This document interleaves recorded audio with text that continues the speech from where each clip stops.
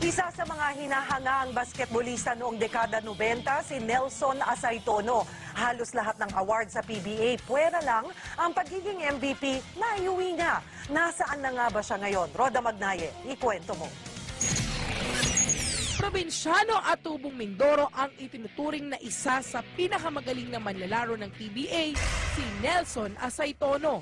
Nagsimulang mag-basketball si Nelson sa University of Manila bilang estudyante.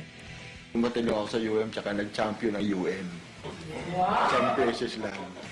Taong 1989 nang makapasok siya sa Pure Foods. Dahil sa kanyang bilis, taas tumalon at lakas magdang, tinawag siyang The Bull. Kaya ang ilang PBA players asar daw sa paglalaro niya.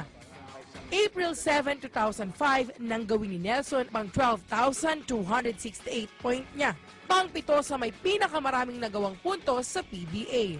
Actually, halos lahat ng award nakuha ko na eh. No? Ang isa lang talaga ang hindi ko nakuha, yung MVP. Sa paglipas ng panahon, tuluyang nagbago ang ikot ng bola sa buhay ni Nelson. Lalo na maghiwalay sila ng kanyang asawa. So, yun lang yung ano ko sa sarili ko na hindi nagkakaedad ako na hindi ako nakakabuo ng pamilya. Pero nandiyan yung mga bata, nandiyan din lang yan eh. Kahit di niya kasama ang dalawang anak, saludo pa rin ng mga ito sa kanya. Super nice niya talaga. Dito at home and everything. Full-time employee sa isang networking company sa Ortigas, si Asaytono. Ang dating bad boy sa hardcourt, bumait at naging palakaibigan daw dahil sa uri ng trabaho niya ngayon. Tsaka nakikita ko doon sa ibang tao na hindi nga kilala, nakakakuha sila ng customer nila.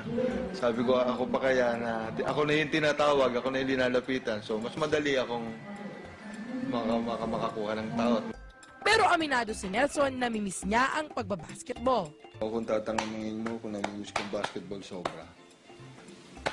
Kaya lang, hindi na natin pwedeng ibalik yung kahapon eh, di ba?